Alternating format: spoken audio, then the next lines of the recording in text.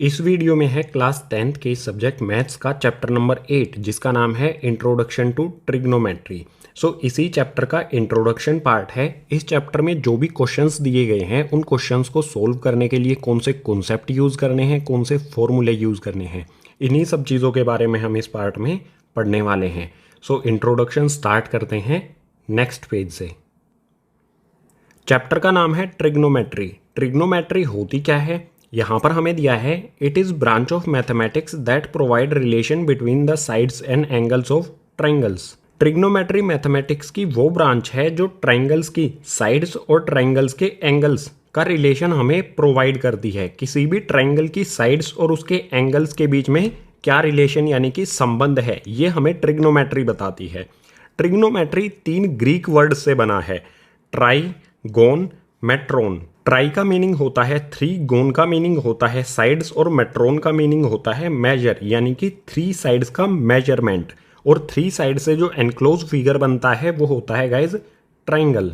Simply इस chapter में हमें ट्राइंगल्स की साइड्स और जो भी ट्राइंगल के एंगल्स हैं उनके बारे में पढ़ना है। इस चैप्टर में जो हमें प्रॉब्लम्स दी गई हैं वो सभी रिलेट करती हैं राइट ट्राइंगल से, यानी ऐसा ट्राइंगल जिसमें कोई एक एंगल 90 डिग्री का हो। ये था बिल्कुल बेसिक ट्रिग्नोमेट्री का इंट्रोडक्शन। अब नेक्स्ट पेज पर ट्रिग्नोमेट्री से रिलेटेड कुछ फॉर्मूले, आइडेंटिटी और रेशियोज को समझ लेते हैं। ट्रिग्नोमेट्रिक रेशियोज, इसमें सबसे पहले एक ग्रीक सिंबल की बात कर लेते हैं। यह है एक ग्रीक सिंबल जिसे कहा जाता है थीटा। थीटा होता क्या है ट्रिग्नोमेट्री में, जो भी हमें ट्रायंगल दिया गया होता है उस ट्रायंगल का एक्यूट एंगल होता है। यानी थीटा या तो ये एंगल हो सकता है या फिर ये एंगल हो सकता है। सिंपल वर्ड्स में अगर कहें, थीटा एंगल की वैल्यू होती है। अब ट्रिग्नोमेट्रिक रेशियोज को देखते हैं। ट्रिग्नोमेट्री से रिलेटेड यहाँ पर हमें कुछ टर्म्स दी गई हैं, जैसे sine theta, cos theta, tan theta, cosec theta, sec theta, cot theta. ये जो भी टर्म्स हैं ये ट्रायंगल की साइड्स का रेशियो होता है। हम रेशियो किस तरह से लिखते हैं, 3:4। इस रेशियो को हम फ्रैक्शन में भी लिख सकते हैं, 3/4। तो जो भी हमारी ये टर्म्स हैं ये ट्रायंगल की साइड्स का रेशियो होता है, इसको फ्रैक्शन में हम लिखेंगे। ठीक है। अब सिंपली अगर हमारा एंगल थीटा जो है वो एंगल सी है, हमने क्या किया, जो हमारा ये ट्रायंगल है ABC, इसमें हमने थीटा ले लिया एंगल C को, ये वाला हो गया हमारा थीटा। अब हमेशा थीटा के अपोजिट जो साइड है वो होती है P फॉर परपेंडिकुलर, और थीटा जो है इसके साथ वाली साइड, थीटा के साथ वाली साइड है ये होती है हमेशा B यानी कि बेस। और 90 डिग्री के अपोजिट जो साइड है ये AC, ये होती है हमेशा हाइपोटेनियस, जिसे कैपिटल LH से शो करते हैं। अब साइन थीटा होता है ट्राइंगल की साइड का रेशो। कौन कौन सी साइड का रेशो होता है, परपेंडिकुलर और हाइपोटेनियस का। साइन थीटा को हम यहाँ पर लिखेंगे परपेंडिकुलर अपॉन में हाइपोटेनियस। अब सिंपली इस वाले ट्राइंगल में हमारा परपेंडिकुलर क्या है, अगर हमने एंगल C को थीटा लिया है तो परपेंडिकुलर होगा हमारा AB और हाइपोटेनियस हो जाएगा AC। साइन थीटा हमारा आ जाएगा AB अपॉन में AC। बिल्कुल इसी तरह से यहाँ पर है कोस थीटा। कोस थीटा कौन सी साइड्स का रेशो होता है, बेस अपॉन में हाइपोटेनियस। यहाँ पर मैं सिंपली लिख सकता हूँ B अपॉन में H, और यहाँ पर बेस क्या है इस ट्राइंगल में, थीटा के साथ वाली साइड होती है बेस, ये है BC, और हाइपोटेनियस हमेशा सेम रहता है AC। तो ये आ जाएगा गाइज BC अपॉन में AC। इसके बाद है यहाँ पर टेन थीटा, ये होता है परपेंडिकुलर और बेस का रेशियो। सिंपली हम इसे लिख देंगे परपेंडिकुलर अपॉन में बेस। इस ट्राइंगल में परपेंडिकुलर हमारा है AB और बेस है BC। यहाँ पर आ जाएगा गाइज हमारा परपेंडिकुलर AB और बेस BC। ये हो गया टेन थीटा का रेशियो। अब बात करते हैं cosec theta. Cosec theta sine theta का रेसिप्रोकल होता है, यानी अगर इस फ्रैक्शन को हम पलट दें तो वो हो जाएगा कोसेक थीटा। यहाँ पर हमारा परपेंडिकुलर अपॉन हाइपोटेनियस है, कोसेक थीटा में ये पलट जाएगा, हाइपोटेनियस अपॉन परपेंडिकुलर हो जाएगा। बिल्कुल इसी तरह से कोस थीटा सेक थीटा का रेसिप्रोकल होता है, या फिर ये भी कह सकते हैं सेक थीटा कोस थीटा का रेसिप्रोकल होता है। जो भी ये हमारा फ्रैक्शन है, जो भी ये रेशो है बेस अपॉन हाइपोटेनियस, इसको पलट देंगे तो वो हो जाएगा सेक थीटा। सो सेक थीटा में आ जाएगा हाइपोटेनियस अपॉन में बेस। और इसी तरह से कोट थीटा टेन थीटा का रेसिप्रोकल होता है। यहाँ पर परपेंडिकुलर अपॉन बेस है तो यहाँ हो जाएगा गाइस बेस अपॉन में परपेंडिकुलर। जो भी फ्रैक्शन है इस वाली कंडीशन में साइन थीटा का reciprocal cosec theta, cos theta का reciprocal sec theta, tan theta का रेसिप्रोकल कोट थीटा। ये सिंपल सिंपल टर्म्स हैं, इनमें वैल्यू पुट कर देंगे। सिंपल यहाँ पर हमारी हाइपोटेनियस है ए सी, परपेंडिकुलर है हमारा ए बी, ये हमारा फ्रैक्शन आ जाएगा। इसी तरह से सेक थीटा क्या है हमारा हाइपोटेनियस अपॉन बेस, हाइपोटेनियस है हमारा ए सी और बेस है हमारा बी सी। इसके बाद कोट थीटा, कोट थीटा में बेस अपॉन परपेंडिकुलर, बेस है गाइस बी सी, ट्राइंगल में बेस बी सी है और परपेंडिकुलर है ए बी। अब जो भी हमारे ये रेशियो आए हैं इनमें साइन थीटा और कोसेक थीटा ये एक दूसरे का रेसिप्रोकल है, यानी हम इसे इस तरह से भी लिख सकते हैं साइन थीटा इक्वल्स टू में 1 अपॉन में कोसेक थीटा। ये क्या है एक दूसरे के रेसिप्रोकल हैं, तो यहाँ पर हमें इस तरह से भी हम लिख सकते हैं साइन थीटा इक्वल्स टू में 1 अपॉन कोसेक थीटा। रेसिप्रोकल में इसी तरह का रिलेशन होता है। बिल्कुल इसी तरह से हम इसको चेंज भी कर सकते हैं। अगर हम यहाँ पर लिखें कोसेक थीटा इक्वल्स टू में 1 अपॉन में साइन थीटा, ये भी हमारे लिए कंडीशन पॉसिबल है। दोनों एक दूसरे के रेसिप्रोकल हैं बिल्कुल सिंपल टर्म्स में। बिल्कुल इसी तरह से कोस थीटा और सेक थीटा के लिए भी लिख सकते हैं। यहाँ पर मैं लिख दूंगा कोस थीटा इक्वल्स टू में 1 अपॉन में सेक थीटा, या फिर इस तरह से भी लिख सकता हूँ मैं guys sec theta equals to में 1 अपॉन में कोस थीटा। जो भी हमारे ये रेशियो आए हैं इनके साथ साथ हमें इन चीज़ों का भी ध्यान रखना होगा कि sine theta cosec theta एक दूसरे के रेसिप्रोकल होते हैं। इसके बाद सेक थीटा और सेक थीटा भी एक दूसरे के रेसिप्रोकल होते हैं। ये रब कर देता हूँ, ये बस आपको ध्यान में रखना है, ठीक है। इसके अलावा यहाँ पर हमारा टेन थीटा और कोट थीटा भी क्या है एक दूसरे का रेसिप्रोकल होता है, तो इसे हम लिख सकते हैं guys tan theta equals to में 1 अपॉन में कोट थीटा, या फिर इसको इस तरह से भी लिख सकते हैं कोट थीटा इक्वल्स टू में 1 अपॉन में टेन थीटा। ये रब कर देता हूं, आपको सिर्फ ध्यान रखना है इन चीज़ों का जब क्वेश्चन को सोल्व करेंगे। सिंपल है बिल्कुल, साइन थीटा और कोसेक थीटा एक दूसरे का रेसिप्रोकल होते हैं, कोस थीटा और सेक थीटा एक दूसरे का रेसिप्रोकल होते हैं, टेन थीटा और कोट थीटा एक दूसरे का रेसिप्रोकल होते हैं। सिर्फ आपको ध्यान रखना है, ठीक है। अब यहाँ पर जो भी बताया गया है, साइन थीटा होता है perpendicular upon hypotenuse, cos theta होता है base upon hypotenuse, tan theta होता है परपेंडिकुलर अपॉन बेस। अब इनको याद करने का एक शॉर्ट मेथड बता देता हूँ जो काफ़ी पुराने टाइम से यूज़ किया जाता है। आपको सिंपली लिखना है पंडित भद्री प्रसाद हर हर बोले, HHB, P for Pandit, B for Badri, P for Prasad, Pandit Bhadri Prasad, H for हर, B फॉर बोले, हर हर बोले, पंडित भद्री प्रसाद हर हर बोले। ये सिर्फ ट्रिग्नोमेट्रिक रेशियोज या फिर कह सकते हैं फ्रैक्शन, इनको याद करने की एक ट्रिक है। जो हमारा पहला फ्रैक्शन बनेगा P अपॉन H, ये होगा गाइज साइन थीटा, ये होगा गाइज यहाँ पर साइन थीटा। आप चेक कर सकते हो, यहाँ पर है P अपॉन H, यहाँ पर भी हमारा आ गया P अपॉन H। और जो हमारा सेकंड वाला फ्रैक्शन बनेगा वो होगा कोस थीटा का। कोस थीटा में आप सिंपली यहाँ पर देख सकते हो B अपॉन H है, यहाँ पर भी आ गया हमारा B अपॉन H। इसके बाद जो नेक्स्ट वाला होगा हमारा P अपॉन B, जो थर्ड वाला फ्रैक्शन बनेगा ये होगा टेन थीटा का। सो बिल्कुल सिंपल आप इसे याद कर सकते हो, पंडित भद्री प्रसाद हर हर बोले, फर्स्ट वाला फ्रैक्शन साइन थीटा का, सेकंड वाला कोस थीटा का और थर्ड वाला टेन थीटा का।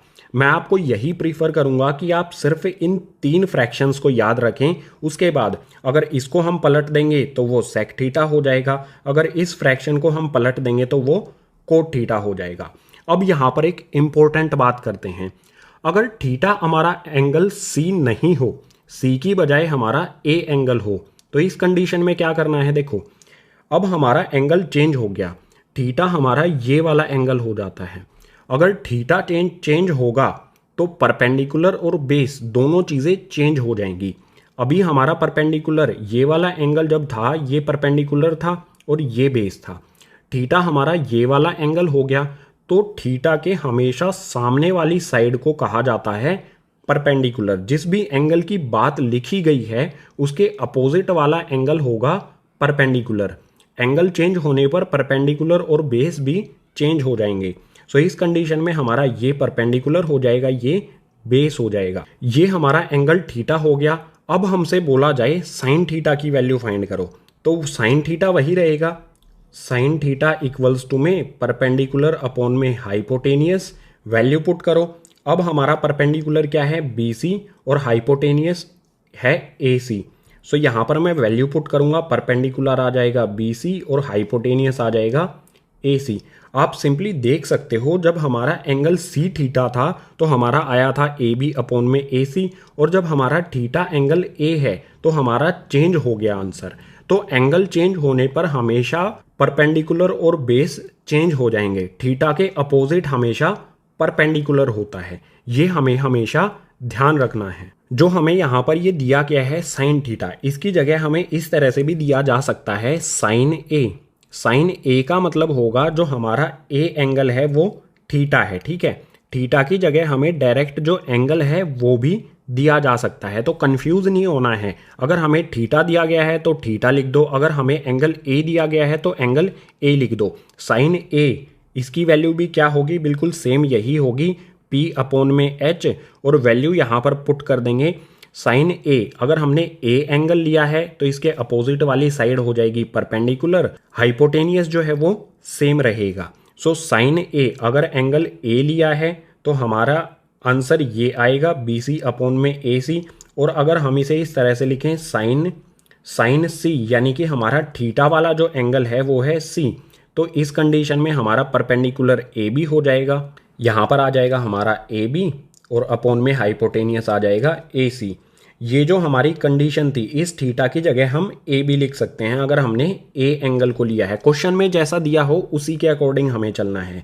साइन A अगर एंगल A लेते हैं तो हमारा आएगा BC अपॉन में AC, और साइन C थीटा अगर हम एंगल C को लेते हैं तो आ जाएगा AB अपॉन AC। बिल्कुल सिंपल है, एंगल चेंज होगा तो हमारे जो बेस और परपेंडिकुलर हैं वो भी उसके अकॉर्डिंग चेंज हो जाएंगे। थीटा के अपोजिट हमेशा होगा परपेंडिकुलर, और थीटा के जो साइड साथ में साइड होगी, थीटा के साथ वाली साइड हमेशा होगी बेस। थीटा हमेशा उसको मान लेना है जो भी हमारे ट्रिग्नोमेट्रिक टर्म दी गई हैं। साइन दिया गया है, साइन के बाद जो भी कैपिटल में हमारी वैल्यू आएगी वही हो जाएगा हमारा थीटा। अगर यहाँ पर A आया है तो A एंगल थीटा हो जाएगा, अगर यहाँ पर C दिया गया है तो C एंगल थीटा हो जाएगा। अब यहाँ पर एक रिलेशन और बता देता हूँ मैं, काफ़ी इंटरेस्टिंग लगेगा आपको।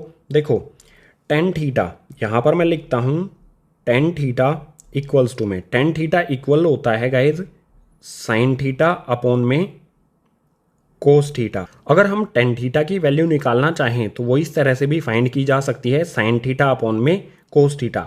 ये काफ़ी इंपॉर्टेंट है, इसका कई जगह पर यूज़ आपको करना होगा इस चैप्टर में। अब टेन थीटा की value sine theta upon cos theta आई कैसे, इसको देख लो। देखो यहाँ पर सिंपल है, फ्रैक्शन दिए गए हैं।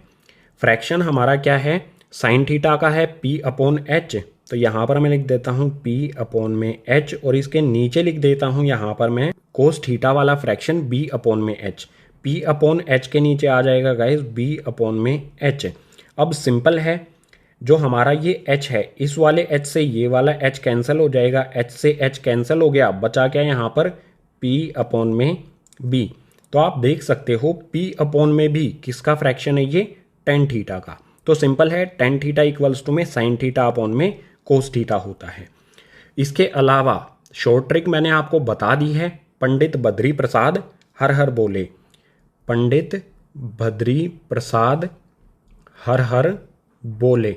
जो फर्स्ट वाला हमारा फ्रैक्शन है, ये फर्स्ट वाला जो फ्रैक्शन है ये होगा साइन थीटा, सेकंड वाला कोस थीटा, और थर्ड वाला टेन थीटा। अगर इसको पलट देंगे, P अपॉन H को हम पलट देंगे तो ये हो जाएगा कोसेक थीटा का फ्रैक्शन।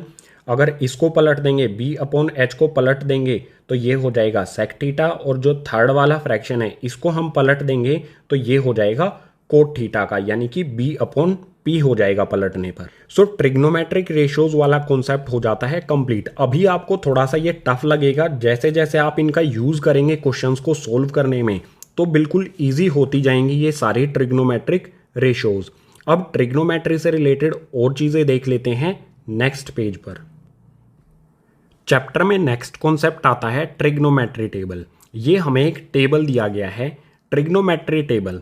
इस टेबल में क्या दिया गया है ये बता देता हूँ। जो भी हमारी ट्रिग्नोमेट्रिक रेशियोज पीछे वाले पेज पर हमने पढ़ी हैं, कुछ स्पेसिफिक एंगल्स की रेशियो हमें इस टेबल में दी गई हैं। हम इस टेबल से उन रेशियोज का यूज करके क्वेश्चंस को सोल्व करेंगे। इस टेबल से रिलेटेड हमें किस टाइप के क्वेश्चन दिए होंगे। सपोज कीजिए हमसे बोला गया है 10 45 डिग्री। यहाँ पर थीटा की वैल्यू क्या है, थीटा की वैल्यू है 45 डिग्री। हमें क्वेश्चन में कुछ इस तरह से दिया है 10 45 डिग्री प्लस में सेक 60 डिग्री। हमें इसकी वैल्यू बतानी है ये किसके इक्वल होगा। तो आप इस टेबल को रीड करके 10 45 की वैल्यू और सेक 60 की वैल्यू पुट करेंगे और सोल्व करेंगे तो हमारा आंसर आ जाएगा। अब बिल्कुल सिंपल है, 10 45 की वैल्यू कहाँ पर है, ये है गाइज टेन थीटा। 10 और 45 वाला कॉलम है ये 10 45, ये वैल्यू हो जाएगी गाइज 10 45 की 1। सो इस 10 45 की जगह पर मैं पुट कर दूंगा 1, ये मैंने पुट कर दिया। इसके बाद यहाँ पर प्लस का साइन एज इट इज़ लगा देंगे। यहाँ पर है आगे सेक 60 डिग्री। एक सेकेंड गाइज, यहाँ पर है सेक 60 डिग्री, सेक थीटा यहाँ पर है। सेक 60 की वैल्यू कहाँ पर होगी, ये 60 वाले कॉलम में हो जाएगी, ये हो जाएगी सेक 60 की वैल्यू। सो इस सेक 60 की जगह यहाँ पर मैं पुट कर दूंगा 2, 1 + 2, ये आंसर आ जाएगा हमारा 3। बिल्कुल सिंपल इस टाइप के क्वेश्चन हमें दिए होंगे। 10 45 की जगह मैंने 1 वैल्यू पुट कर दी, सेक 60 की जगह मैंने पुट कर दिया 2। दोनों को ऐड करेंगे तो ये आ जाएगा हमारा आंसर 3। जो भी इस टेबल में हमें ये वैल्यूज़ दी गई हैं, इन वैल्यूज़ का आप क्वेश्चंस को सोल्व करने में जैसे जैसे यूज़ करेंगे वैसे वैसे ये वैल्यू आपको याद होती जाएंगी। जैसे मैं अपनी आंखें बंद करके अभी बता सकता हूँ कि साइन 60 की वैल्यू क्या होगी। मैंने अपनी आंखें बंद कर ली हैं, आपको दिखाई नहीं दे रहा होगा लेकिन आप भरोसा कर सकते हैं। मैं यहाँ पर बता सकता हूँ साइन 60 की वैल्यू क्या होगी, ये हो जाएगी गाइज √3/2। आप चेक कर सकते हैं इसमें। बिल्कुल इसी तरह से 10 45 की वैल्यू क्या होगी 1, मुझे ये याद है, बिल्कुल इजीली मैं बता सकता हूँ। इसके बाद यहाँ पर बता सकता हूँ मैं सेक 30 की वैल्यू हो जाएगी 2/√3। इसके अलावा और कोई भी वैल्यू अगर मुझे क्वेश्चन को सोल्व करने के लिए चाहिए तो वो मैं बिना टेबल को देखे बता सकता हूँ, क्योंकि मैंने इन वैल्यूज़ को यूज़ किया है क्वेश्चंस को सोल्व करने के लिए। आप चेक कर सकते हैं, जो भी मैंने बोला अपनी आंखों को बंद करके आंसर दिया है, ठीक है। तो ये वैल्यूज़ मुझे याद हो गई हैं। जब इस टेबल से रिलेटेड क्वेश्चन एग्जाम में आएंगे तो इस टेबल का आप यूज़ नहीं कर सकते हैं। ये वैल्यू आप याद कर सकते हैं या फिर ये वैल्यू आप फाइंड कर सकते हैं। इस पूरे ट्रिग्नोमेट्री टेबल को बना सकते हैं। बनाएंगे कैसे, इसकी एक अलग से वीडियो बनाई जाएगी, लिंक आपको नीचे डिस्क्रिप्शन बॉक्स में प्रोवाइड कर दिया जाएगा।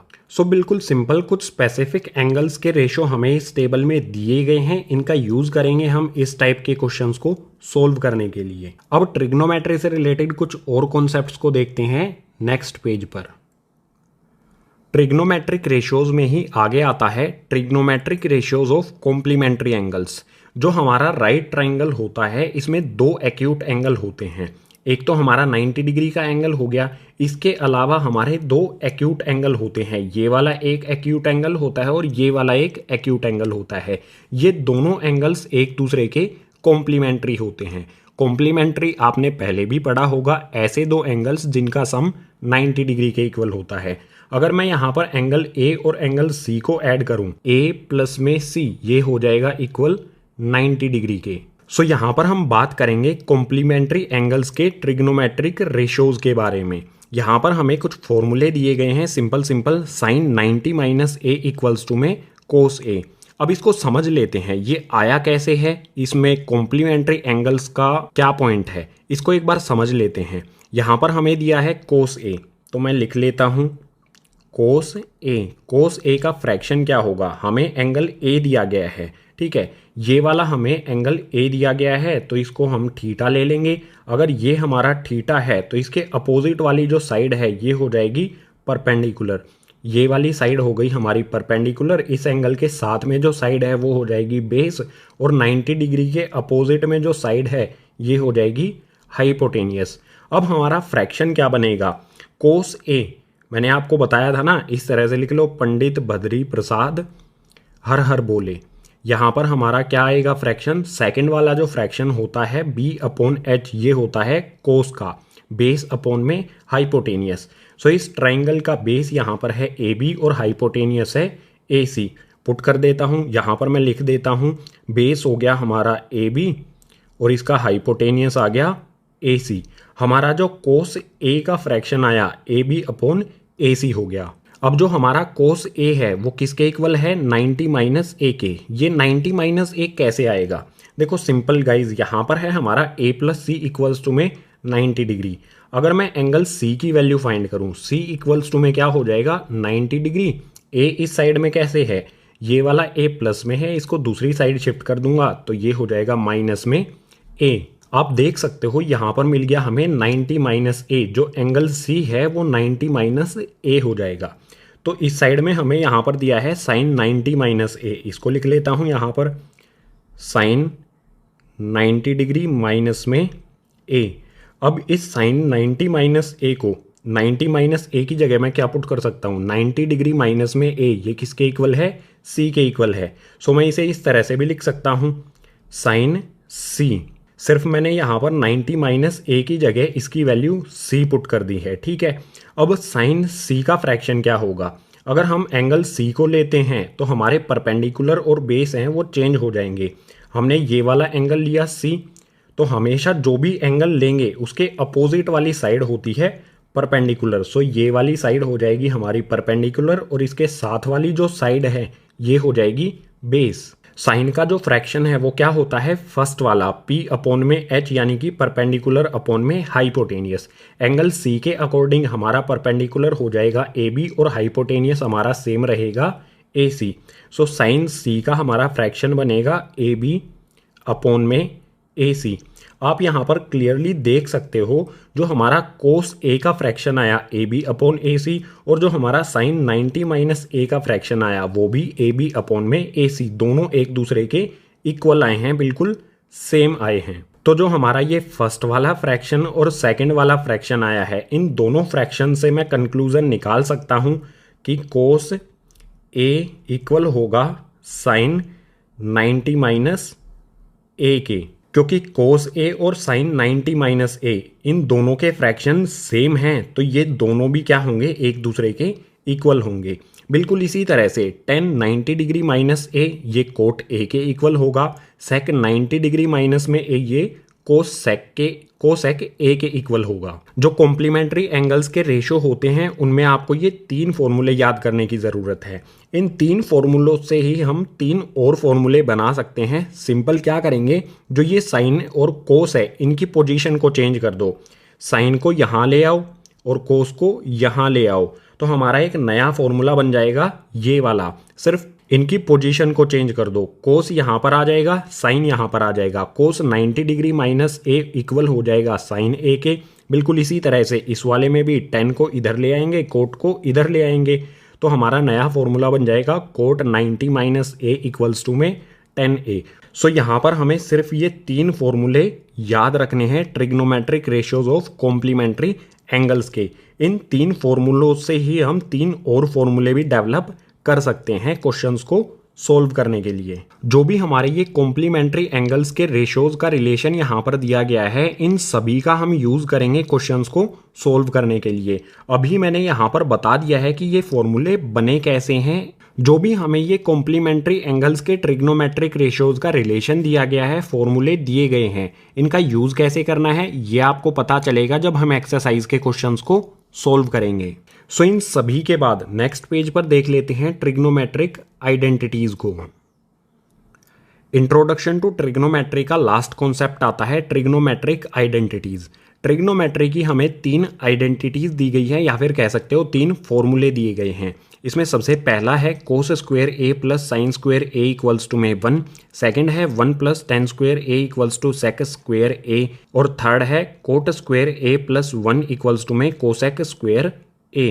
जो भी हमें ये तीन आइडेंटिटीज दी गई हैं, इनसे रिलेटेड कुछ इजी क्वेश्चंस भी आएंगे और कुछ टफ क्वेश्चंस भी आएंगे। सो इन आइडेंटिटीज से किस टाइप के क्वेश्चन आएंगे, सपोज कीजिए हमें एक क्वेश्चन दिया गया है guys, cos square A plus में साइन स्क्वायर ए प्लस में सेक स्क्वायर ए। हमें ये क्वेश्चन दिया गया है, हमें ये प्रॉब्लम दी गई है और हमसे बोला जाए कि इस प्रॉब्लम को हमें 10 के टर्म्स में चेंज करना है। तो कैसे करेंगे? सिंपली यहाँ पर क्या है, कोस स्क्वायर ए प्लस में साइन स्क्वायर ए। कोस स्क्वायर ए प्लस में साइन स्क्वायर ए, ये किसके इक्वल होता है? 1 के। सो फर्स्ट वाली जो ये दो टर्म है, इन दोनों की जगह पर मैं पुट कर सकता हूँ 1, क्योंकि हमें यहाँ पर आइडेंटिटी में दिया गया है फर्स्ट वाली में। इसके बाद यहाँ पर है सेक स्क्वायर ए। इस सेक स्क्वायर ए की वैल्यू यहाँ पर हमें दी गई है आइडेंटिटी में 1 प्लस में 10 स्क्वायर ए। सो इसे सेक स्क्वायर की जगह पर मैं पुट कर सकता हूँ, सेक स्क्वायर ए की जगह मैं पुट कर सकता हूँ 1 प्लस में 10 स्क्वायर ए। ये मैंने पुट कर दिया। इसके बाद सिंपली यहाँ पर इसको सोल्व कर लेंगे। यहाँ पर है 1 प्लस 1, 1 को 1 में ऐड करेंगे तो ये हो जाएगा गाइज 2 प्लस में 10 स्क्वायर ए। ये आ जाएगा एज इट इज़। एक सेकेंड गाइज, यहाँ पर आएगा हमारा 10 स्क्वायर ए। हमें ये प्रॉब्लम दी गई थी, इस प्रॉब्लम को हमें 10 की टर्म्स में चेंज करना था। सो हमने यहाँ पर कर दिया इसे 10 की टर्म्स में चेंज। ये हो जाएगा हमारा गाइज आंसर। जो भी हमें ये 3 आइडेंटिटीज या फिर 3 फॉर्मूले दिए गए हैं, इनसे रिलेटेड कुछ इजी क्वेश्चंस भी आएंगे और कुछ क्वेश्चंस टफ भी होंगे। इस इंट्रोडक्शन पार्ट में हमने ट्रिग्नोमेट्रिक रेशियोज, ट्रिग्नोमेट्रिक टेबल, उसके बाद trigonometric ratios of complementary angles और ट्रिग्नोमेट्रिक आइडेंटिटीज को समझा। इस चैप्टर के सभी कॉन्सेप्ट्स को हमने यहाँ पर समझ लिया है। अब क्वेश्चंस को सॉल्व करेंगे तो ये कॉन्सेप्ट हमारे और अच्छी तरह से क्लियर होंगे।